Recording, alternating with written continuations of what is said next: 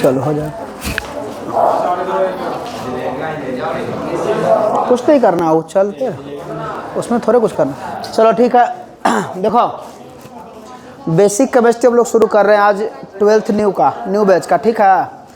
और आप लोग को बताया गया है कि अभी जो है हम लोग जो है मंडे टू फ्राइडे, सोमवार से लेकर शुक्रवार तक जो है हम लोग 12th का पढ़ेंगे, और बचा हुआ कुछ सिलेबस है 11th का, उसको भी हम लोग पढ़ेंगे शनिवार और रविवार को, ठीक है।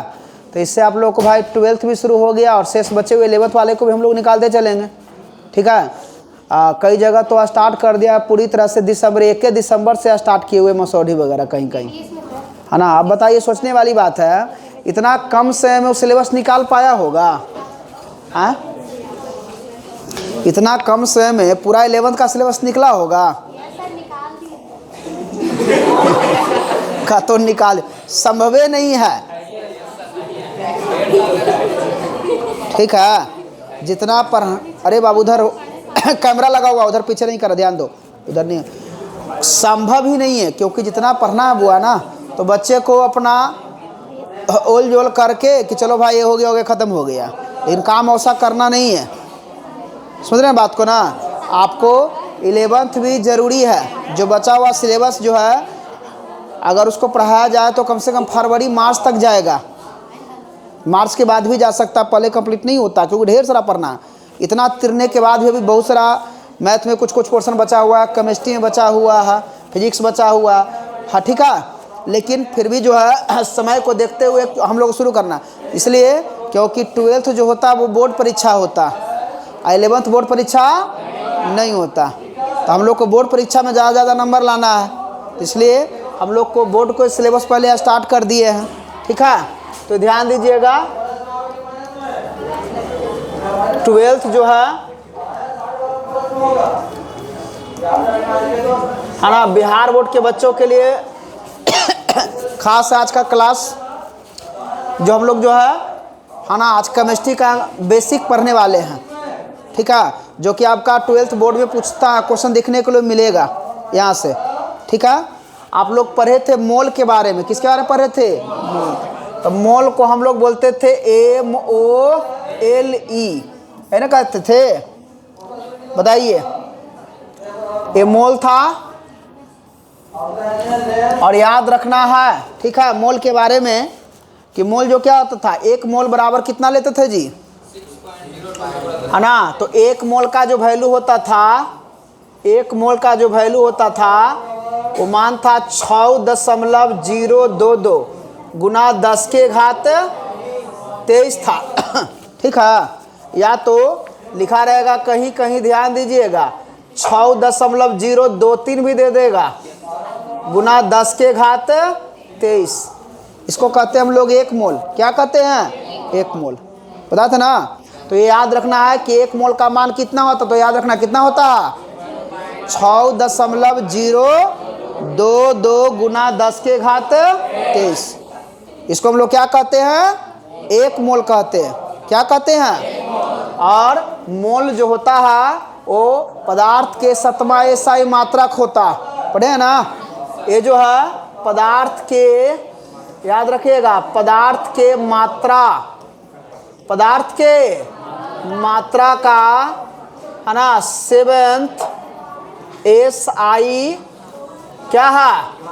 मात्रक है, 7th एसआई मात्रक है। जो फिजिक्स में आप पढ़ते हैं ना कि पदार्थ के सतमा एसआई मात्रा क्या होता, तो मोल होता।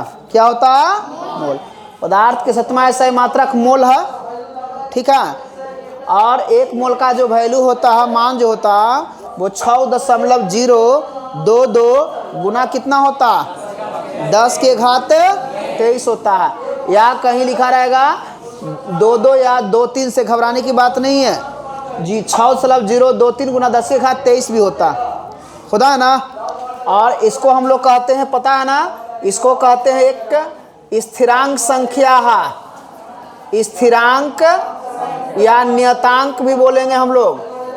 नियतांक क्या है? संख्या है। ठीक है, किसी पदार्थ बोल जैसे हम बोलते हैं कि 1 मोल इलेक्ट्रॉन का मान कितना होगा, तो क्या जवाब देते हैं 6.022 गुना 10 के घात 23। 1 मोल प्रोटॉन बराबर कितना प्रोटॉन 6.022 गुना 10 के घात। 1 मोल सोडियम में कितना सोडियम 6.022 गुना 10 के घात 23। किसी के लिए भी प्रयोग करने के लिए बोलेगा ना तो याद रखना है कि 1 मोल में न्यूट्रॉन बोले, प्रोटॉन बोले, इलेक्ट्रॉन बोले, ठीक है, परमाणु बोले, अणु बोले, आयन बोले, तो उसका मान कितना के बराबर होगा 6.022 गुना 10 के घात 23 के बराबर। इसी को कहते हैं हम लोग 1 मोल। क्या कहते हैं 1 मोल। ठीक है, और यह जो है एक संख्या है, कैसा संख्या है स्थिरांक या नियतांक संख्या। और यह स्थिरांक या नियतांक संख्या के बारे में बताने वाले वैज्ञानिक का नाम क्या था एवोगाड्रो। क्या नाम था। तो ये भी एक चीज ध्यान देना है आप लोग को। ठीक है कि 6.022 गुना 10 के घात 23 संख्या को क्या कहते हैं एवोगाड्रो संख्या कहते हैं। क्या कहते हैं एवोगाड्रो संख्या कहते हैं। एवोगाड्रो संख्या बोलो या तो एवोगाड्रो नियतांक बोलो या तो फिर बोल सकते हो एवोगाड्रो नियतांक। एवोगाड्रो नियतांक या तो इसी को कहेंगे स्थिरांक या क्या बोल सकते हो स्थिरांक कहते हैं, जिसको एवोगाड्रो कांस्टेंट कहा जाता है ना। क्या कहा जाता है एवोगाड्रो कांस्टेंट। ठीक है, अब बताइए एवोगाड्रो कांस्टेंट को सूचित किससे करते हैं ये भी बताए थे है ना। एवोगाड्रो कांस्टेंट को सूचित किया जाता है यानी कि 6.022 गुना 10 के घात 23 को है ना एवोगाड्रो संख्या को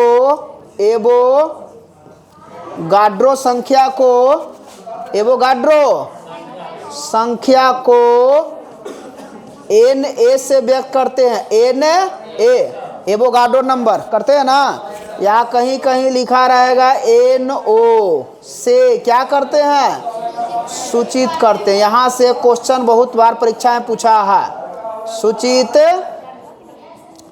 करते हैं। समझ में आया बोलो। यानी कि ये भी याद रखना है आपको कि एक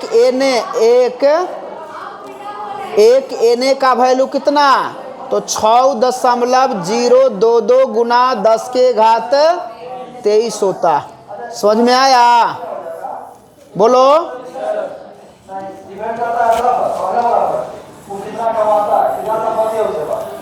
ठीक है, एक Na का वैल्यू कितना होता है तो 6.022 गुना 10 के घात 23। तो यहाँ तक सबको समझ में आया कि नहीं। फिर से एक क्वेश्चन आपका 1-2 ऑब्जेक्टिव में देखने के लिए मिलता है परीक्षा में। समझा बात को ना। याद रखना मोल क्या तो मोल जो है वह पदार्थ का सतमा एसआई मात्रक है। पदार्थ के सतमा एसआई मात्रक क्या है मोल है, जिसको सूचित किससे किया जाता है MOL से। और हम लोग पढ़े थे 11th में मोल का मतलब होता है ढेर सारा है ना। मोल का मतलब क्या होता है ढेर सारा, मतलब बहुत सारे परमाणु अणु आयन है उसको गिनती करने के लिए प्रयोग करते हैं, गणना करने के लिए प्रयोग करते हैं। किसका प्रयोग करते हैं तो मोल का प्रयोग करते हैं। किसका प्रयोग करते हैं मोल का प्रयोग करते हैं। जैसे मान लिया हम लोग कहते हैं ना कि 1 दर्जन में 12 होता, 1 दहाई में 10 होता है, 1 सैकड़ा में 100 होता, 1 किलो में 1000 ग्राम होता। तो ठीक उसी प्रकार 1 मोल बराबर कितना होता है 6.022 गुना 10 के घात 23। 1 मोल बराबर फिर से बोलना कितना होता 6.022 गुना 10 के घात 23। इसको क्या कहा जाता है 1 मोल कहा जाता है। क्या कहा जाता है। और यह एक संख्या है जो नियतांक है या स्थिरांक है, बदलता नहीं है। इस संख्या को हम लोग कहते हैं एवोगाड्रो संख्या। क्या कहते हैं? क्योंकि इस संख्या के बारे में बताने वाले वैज्ञानिक कौन थे? एवोगाड्रो। कौन थे? इसलिए ध्यान दीजिएगा, इस संख्या को एवोगाड्रो संख्या कहा जाता है। क्या कहा जाता है? एवोगाड्रो संख्या कहा जाता है ना। और एवोगाड्रो संख्या को सूचित किससे किया जाता है? एने या एनो, एने या ओने। ध्यान दीजिएगा, एनेट, एने ओने, सीधा याद रखिए, एन ए या एन नॉट पढ़ते इसको हम लोग से सूचित करते हैं। और एक एन का वैल्यू कितना होता? 6.022 गुना 10 के घात 23 होता है। यहाँ तक समझ में आया? अब देखिए, इसी से आपका ऑब्जेक्टिव क्वेश्चन बन जाता है। अब देखिए, कहिए सर कैसे पूछता है ऑब्जेक्टिव, बताइए। तो देखो ध्यान से कैसे पूछ रहा समझिएगा।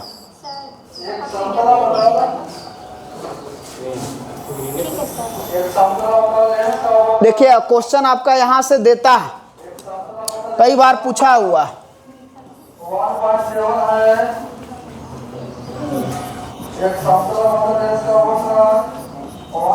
एक मोल का मान होता है, एक मोल का मान होता। ऑप्शन इसका दिया हुआ है, आपके सामने है। 6.025 गुना 10 के घात 18। ठीक है। दूसरा ऑप्शन है 6.26 गुना 10 के घात -19।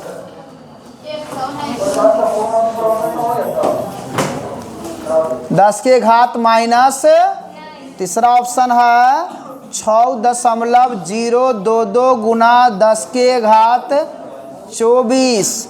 और चौथा ऑप्शन है 6.022 गुना 10 के घात 23। अब बताइए कौन होगा? ऑप्शन नंबर डी ना। हाँ, तो आपके सामने इसका ऑप्शन नंबर डी बिल्कुल सही हो गया। तो आप ऑप्शन नंबर डी में बिल्कुल करेक्ट करेंगे। क्या समझ में आया सबको? ये बोर्ड में क्वेश्चन पूछा हुआ है, और भी देखिए किस तरह क्वेश्चन देता है। ठीक है। अगला क्वेश्चन है 2 नंबर। ठीक है। क्वेश्चन है 6.023 गुना 10 के घात 23 नियतांक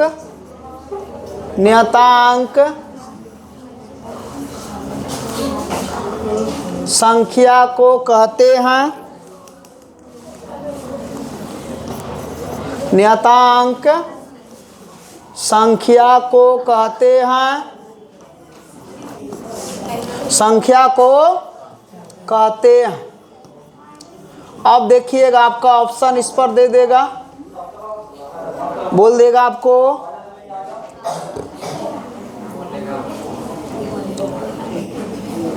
एवोगाड्रो संख्या मान लिया पहले ऑप्शन में दे देता है, एवोगाड्रो संख्या।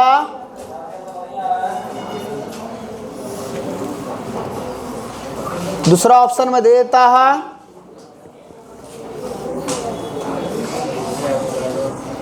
प्लांक संख्या। प्लांक संख्या। तीसरा में दे देता है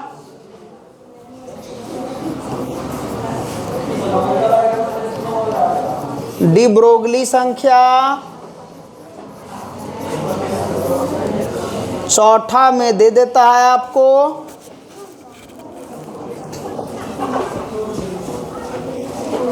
गोल्डस्टीन संख्या। गोल्डस्टीन संख्या।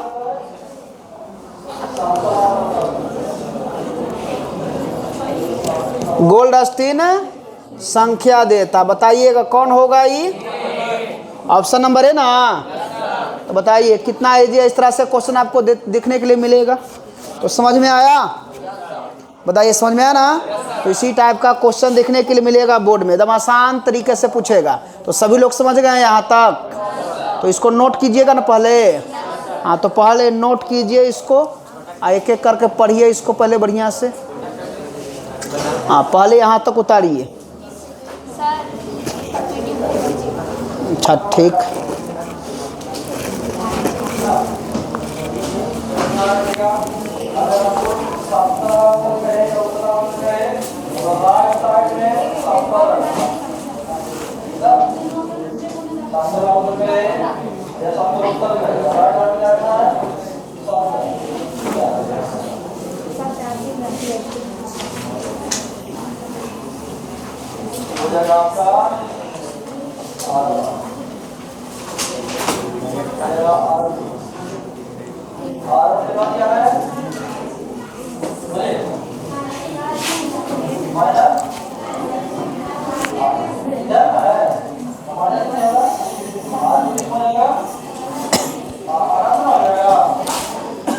तो आज से आपका बेसिकली जो है ना हम लोग शुरू किए हैं, और अभी चलेगा बेसिक ही लगातार, ठीक है। और सैटरडे संडे को हम लोग 11th वाला पढ़ते चलेंगे। तो जो बच्चे आप लोगों के कांटेक्ट में होंगे उनको बोलिए डेमो करने के लिए। और एक चीज़ और है ना, उनको बोलिएगा कि अभी सब ज्वाइन कीजिएगा, तो 11th का भी बचा हुआ सिलेबस आपको फ्री में पढ़ने के लिए मिल जाएगा, इसी फी में, अलग से उसका कोई चार्ज नहीं लगेगा।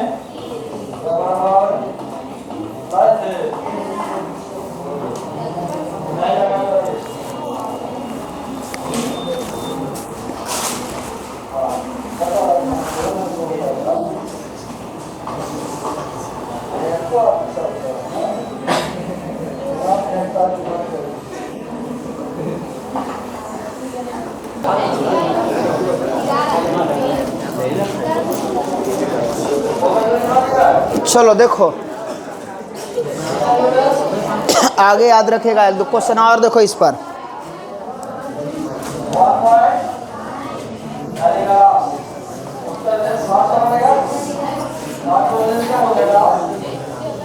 प्रश्न संख्या देखो 3 नंबर।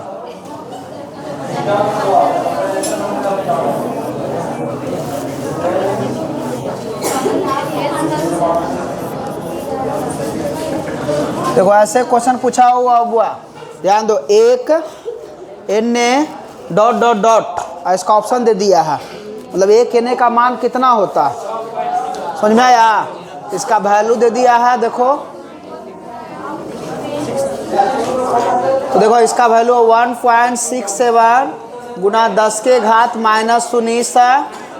दूसरा ऑप्शन है 9.31 गुना 10 के घात -31 है, इक्वलम में है, सी है, ठीक है। 6.023 गुना 10 के घात 23 है, और डी है 6.626 गुना 10 के घात -34 है। तो बताइएगा इसका कौन सा राइट होगा, है ना? एक n बराबर तो कितना होता है 6.022 गुना 10 के घात, ऑप्शन नंबर कौन सही होगा? सी बिल्कुल करेक्ट है। तो इसी को घुमा घुमा कर कई तरीके से पूछ सकता है। तो क्या क्वेश्चन बन जाएगा ना? नहीं छूटेगा ना? अब मोल वाला समझ गया सब लोग? समझा ना? तो फिर से एक बार इसको हम देखो फिर से बता दे रहे हैं। एक एक चीज को हम लोग को एकदम बढ़िया से पढ़ना है, समझना है। फिर से एक बार ध्यान दो सभी लोग। मोल क्या होता है बुआ? तो पदार्थ के मात्रा का सतमा ऐसा ही मात्रक है। पदार्थ के मात्रा का सतमा ऐसा ही मात्रक को क्या कहते हैं? मोल कहते हैं। मोल का प्रयोग हम लोग करते हैं अति सूक्ष्म कणों की गिनती के लिए। अति सूक्ष्म कणों की, जैसे अति सूक्ष्म कण में क्या होता? तो इलेक्ट्रॉन, प्रोटॉन, न्यूट्रॉन, परमाणु, अणु, आयन, है ना, अणु, आयन इत्यादि के गिनती के लिए किसका प्रयोग किया जाता है? मोल का प्रयोग करते हैं। ठीक है। एक मोल का मान कितना होता है? 6.022 गुना 10 के घात 23। एक मोल का मान कितना होता है? 6.022 गुना 10 के घात, या तो 6.023 भी रहेगा तो उससे घबराने की बात नहीं है। इसको क्या कहते हैं? स्थिरांक या नियतांक संख्या है ना। और यह स्थिरांक या नियतांक संख्या को कौन संख्या कहा जाता है? एवोगाड्रो संख्या। कौन संख्या? याद रखिए, क्योंकि संख्या के बारे में बताने वाले वैज्ञानिक कौन थे? एवोगाड्रो। कौन थे? तो ध्यान रखना है, एवो 6.022 या 6.023 गुना 10 के घात 23 को एवोगाड्रो संख्या कहा जाता है। याद रहेगा ना? चलिए फिर से एक बार ध्यान देना। एवोगाड्रो संख्या को सूचित किससे करते हैं? Na या Na से। याद हो गया? उसके बाद देखिए आगे, है ना। अब देखिए इस पर हम लोग ऑब्जेक्टिव क्वेश्चन किए थे 3, एक और क्वेश्चन करवाएंगे। एक मोल का मान कितना होता है? ना तो 6.022 गुना 10 के घात 23। पहला प्रश्न का ऑप्शन नंबर कौन सही था? अब देखिए दूसरा प्रश्न है 6.023 गुना 10 के घात 23 एक नियतांक संख्या। इसको क्या कहते हैं? 4 ऑप्शन में आपका ऑप्शन कौन सही है? ए सही है ना। चलिए आगे का क्वेश्चन तीसरा है। एक Na डॉट डॉट डॉट कौन सा वैल्यू होगा? 6.022 गुना 10 के घात 23। ठीक है। चलिए अगला एक क्वेश्चन और लिखिए। मोल का प्रयोग किया जाता है। क्वेश्चन है मोल का प्रयोग किया जाता है।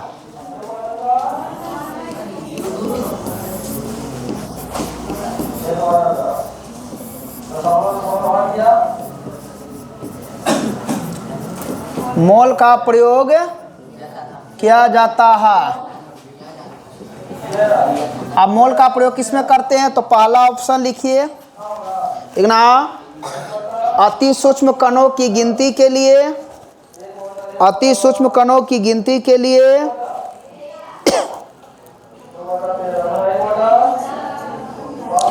अति सूक्ष्म कणों की गिनती के लिए, अति सूक्ष्म कणों के गिनती के लिए, अति सूक्ष्म कणों के गिनती के लिए। दूसरा लिखिएगा, दूसरा लिखना है किताबों के गिनती के लिए। किताबों के गिनती के लिए, किताबों के गिनती के लिए।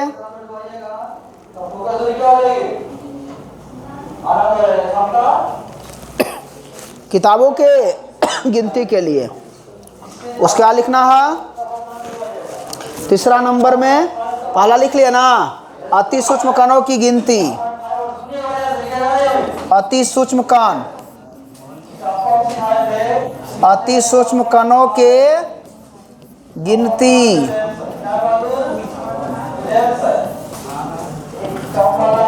के लिए। दूसरा क्या बोले? किताबों के गिनती के लिए।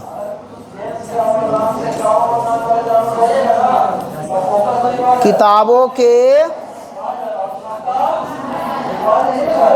गिनती के लिए।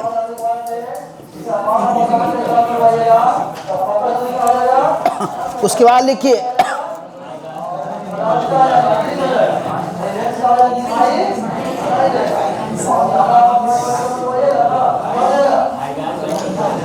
तीसरा लिखना है परमाणु अणु आयनों के गिनती के लिए।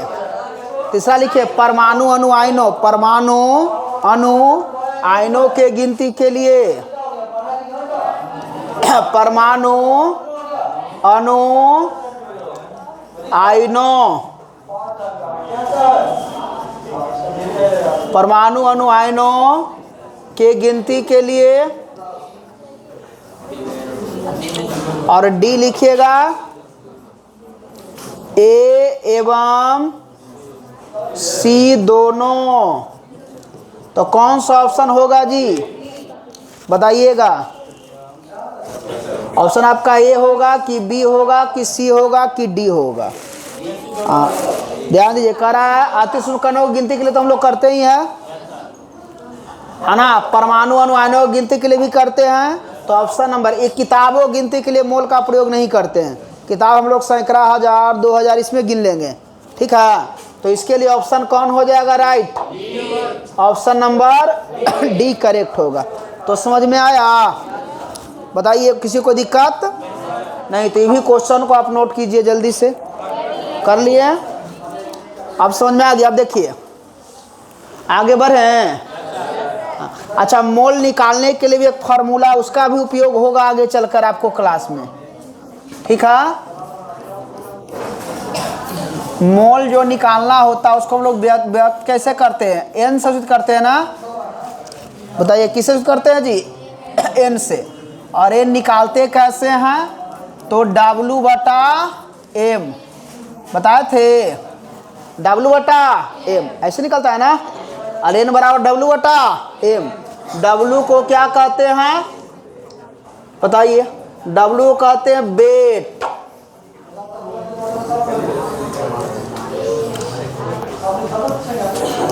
इसको कहते हैं weight of given substance, weight of given substance.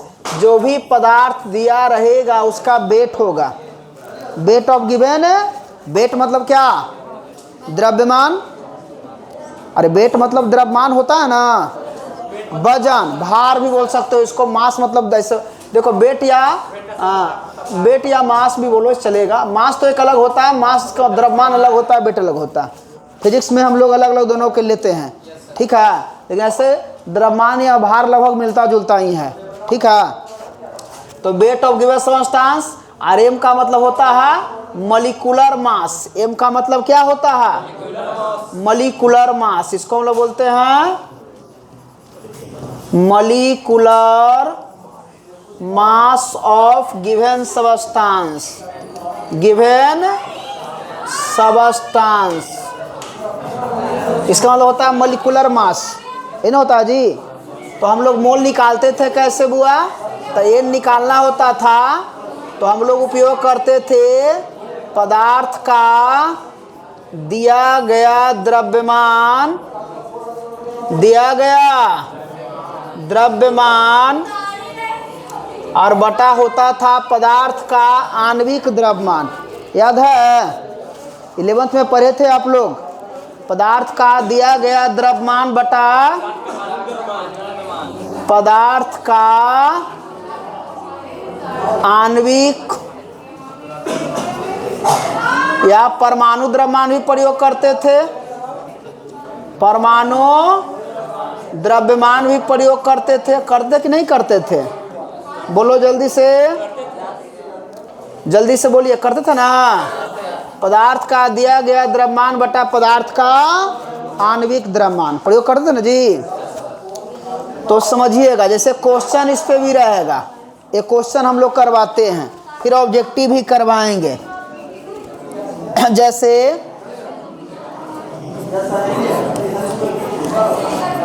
मान लिया आपको देता था 18 ग्राम जल में मोल की संख्या निकालना होता था, मोल की संख्या ज्ञात करें।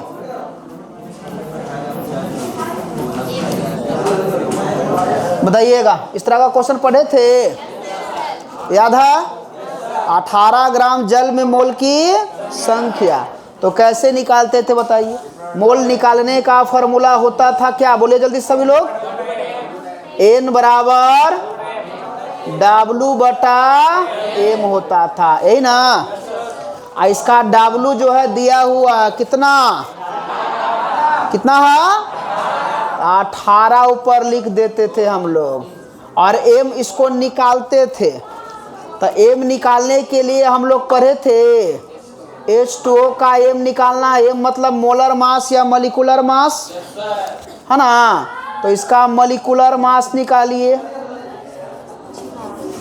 Molecular mass. तो मॉलिक्यूलर मास कैसे निकालते थे बताइए?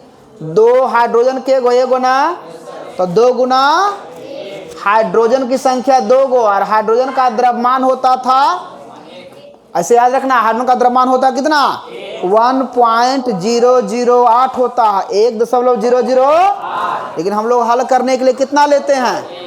1 लेंगे ना, इसलिए हो जाएगा 2 गुना 1। फिर हम लोग लिखते हैं प्लस, बताइए ऑक्सीजन है ना, उसके बाद ऑक्सीजन की संख्या के गो है 1 गो, तो 1 गुना ऑक्सीजन का परमाणु द्रव्यमान कितना होता है 16 ना।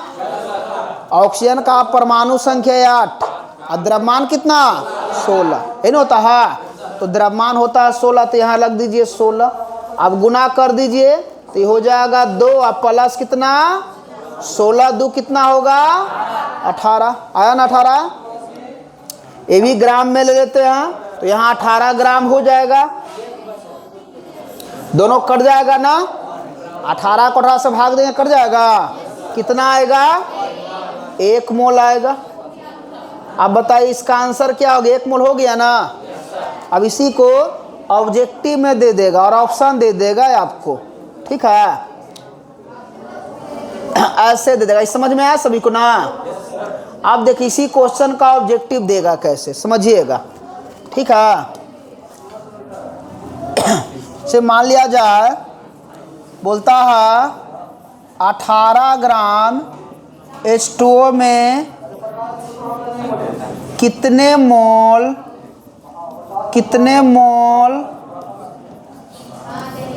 H2O है। इसका ऑप्शन दे देता है आपको 1 मोल, दूसरा दे देगा 2 मोल, ऑप्शन नंबर बी में दे देगा आपको 2 मोल, ऑप्शन सी में दे देगा 3 मोल, और ऑप्शन डी में दे देगा 5 मोल। तो बताइएगा कौन सा ऑप्शन होगा आप लोग का राइट? 1 मोल ना। हाँ, तो अभी ऊपर ही पढ़े थे ना, तो इसका आंसर क्या हो गया 1 मोल। समझ में आया? समझ में आया ना? तो चलिए पहले इतना नोट कीजिएगा ना। हाँ, तो पहले नोट कीजिए,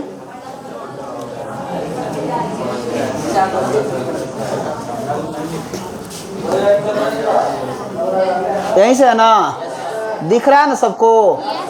उतारिए।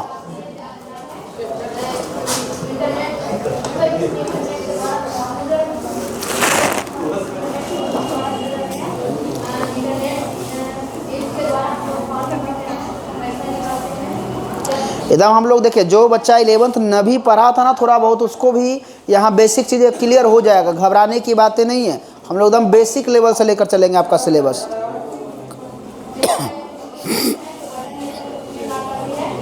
थोड़ा बहुत हर चीज़ बताया जाएगा, जो भी ज़रूरी चीज़ें हैं 12 में 11th का हर पोर्शन को हम लोग क्लियर करेंगे।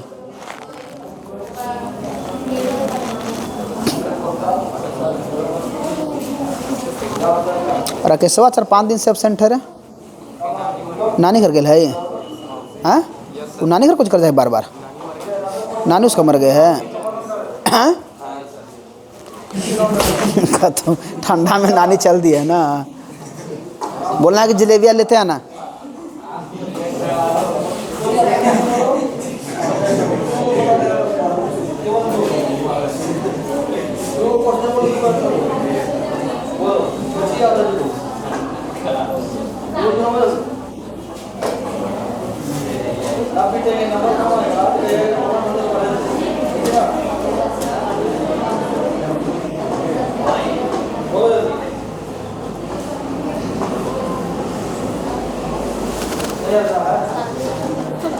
टाइम हो गए।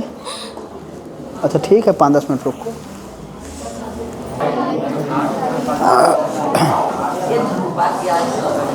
धूप करेगा तो अच्छा ना है।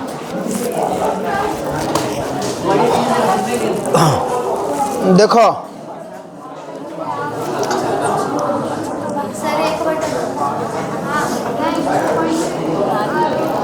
देखिएगा ध्यान से,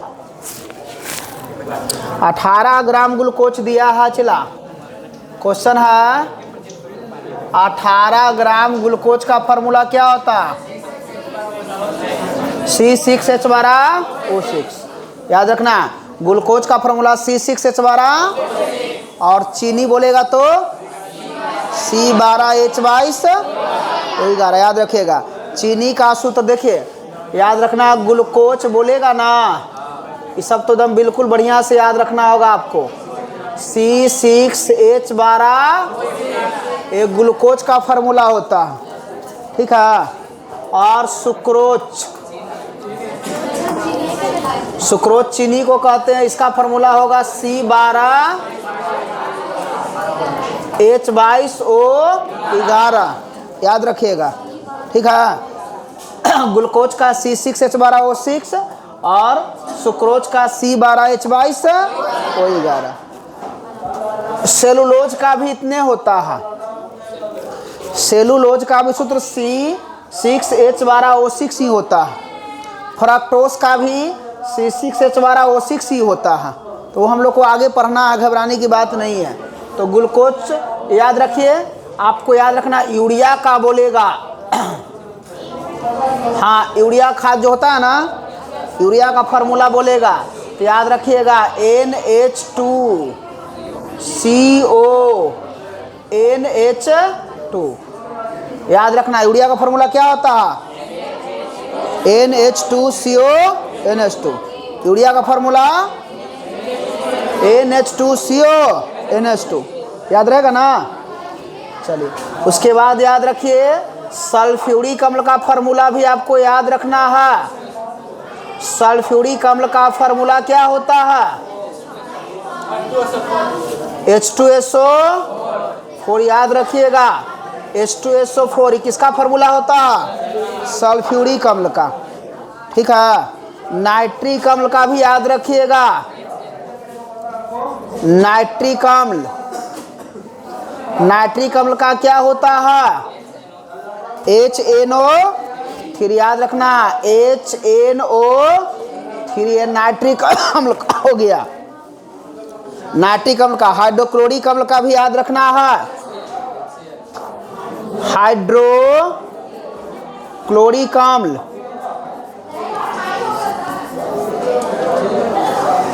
हाइड्रोक्लोरिक अम्ल का क्या होता है? तो HCl। ये सब आपको याद रखना है। चला बढ़िया से समझ गया ना, और भी बहुत सारे लिखाएंगे, ठीक है। तो चलो, यहाँ जो दिया है 18 ग्राम ग्लूकोज दिया है ना, 18 ग्राम ग्लूकोज में मोल पूछ रहा है। इसमें क्या पूछ रहा है? मोल, ठीक है। तो इसमें मोल निकालना है, तो मोल बराबर फार्मूला N बराबर क्या होता है? W/M। W/, और इस W का मान कितना है? 18। अब कहिएगा कि सर ग्लूकोज का मोलर मास तो हमको नहीं मालूम है, तो ग्लूकोज का मोलर मास निकालिए। ऐसे देखिए, C12H22O11। अच्छा, ग्लूकोज वाला है, घबराइए नहीं, घबराइए नहीं। C6H12O6 का मोलर द्रव्यमान निकालिए, यानी कि आणविक द्रव्यमान भी बोल सकते हो इसको ना, इसको आणविक द्रव्यमान ही बोल सकते हैं ना। तो इसका मोलर द्रव्यमान हो जाएगा कितना? 6। कार्बन की संख्या 6 गो है, और कार्बन के द्रव्यमान कितना होता है? 12 होता है। कार्बन के द्रव्यमान है तो 6 गुना कितना? 12 हो गया। उसके बाद प्लस हाइड्रोजन के गो है? 12 गो। हाइड्रोजन के द्रव्यमान कितना होता है?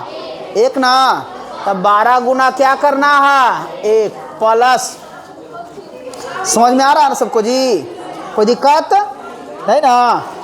चलिए ऑक्सीजन के गो 6 ना, इसका कितना होता है 16, खुदा है ना। तो सबको मल्टीप्लाई कीजिए, 12 छक्का 72, 12 में 1 से गुना कीजिएगा कितना 12 आएगा, फिर प्लस का चिन्ह दीजिए, 16 में 6 से गुना कीजिए, 16 छक्का 96।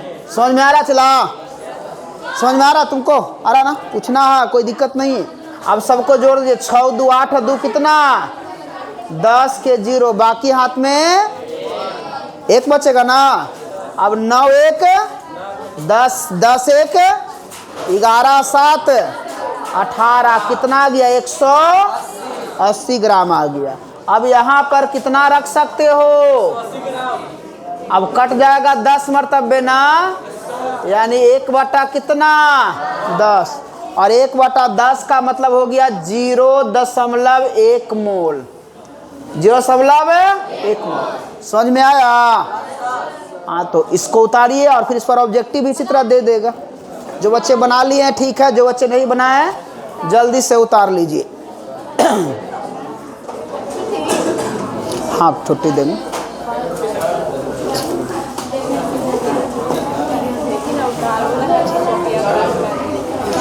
फिर कल बताया जाएगा आगे बढ़िया नया चीज, अभी एकदम चलेगा, ठीक है।